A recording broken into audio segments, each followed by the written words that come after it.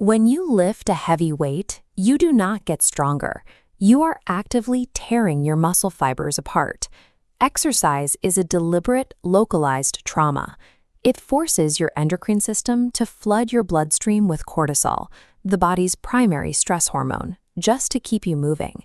This state triggers what biologists call muscle protein breakdown. Your body starts catabolizing, or eating, its own tissues to source the energy required to survive the immediate physical demand you've placed on it.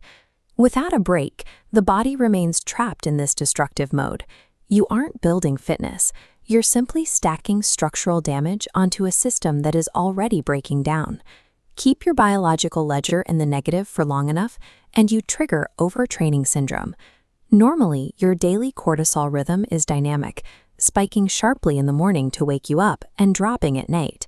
But when your stress system becomes chronically fatigued, that curve goes completely flat.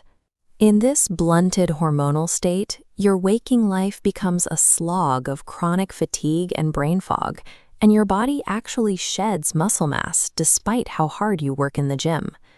Think of physical training as sending a message to your body. Recovery is the time required for your biology to process that message and actually write the reply. If you refuse to take a rest phase, you are effectively screaming at your nervous system until it physically breaks down.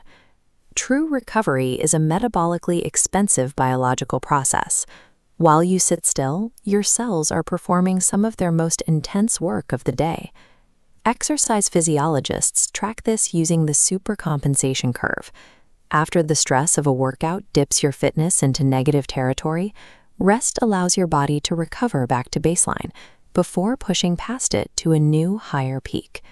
To handle similar stress better in the future, your body overcorrects. It adds structural integrity it didn't have before. This chart shows the timeline of muscle protein synthesis, the specific mechanism that drives this adaptation. You can see how synthesis spikes dramatically after you supply the body with protein. But look at the drop-off. This synthesis response is saturable. It peaks and then shuts down completely into what researchers call a muscle full state, regardless of how many amino acids are still available in your bloodstream. Biological growth is a delayed reaction with a hard speed limit. Doing more damage in the gym won't force it to happen faster.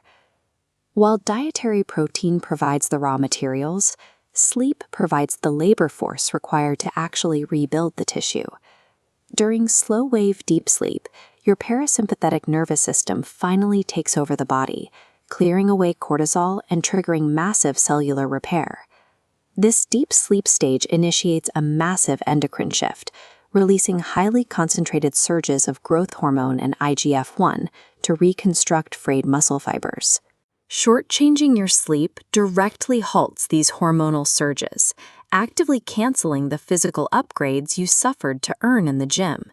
So how do you actually know when this internal ledger is balanced and you are physically ready to train again? Sports scientists measure nervous system recovery using a metric called heart rate variability. Your heart does not beat like a perfect metronome. Heart rate variability tracks the subtle millisecond fluctuations in the timing between your consecutive heartbeats. A high variability indicates parasympathetic dominance. Your body is relaxed, highly adaptable, and primed to handle a new round of heavy physical stress. A low variability means your sympathetic nervous system is still dominant. You are stuck in a stressed, fight-or-flight state from previous workouts. HRV removes the guesswork from your programming. It provides a real-time readout of your nervous system's current capacity to handle more stress. A strategic rest day functions as a necessary biological intervention. It is the moment when your internal machinery finally switches from demolition to construction. This excerpt from sports medicine literature outlines the practical implications for athletes. To see long-term progress, you must train hard, but you must recover harder.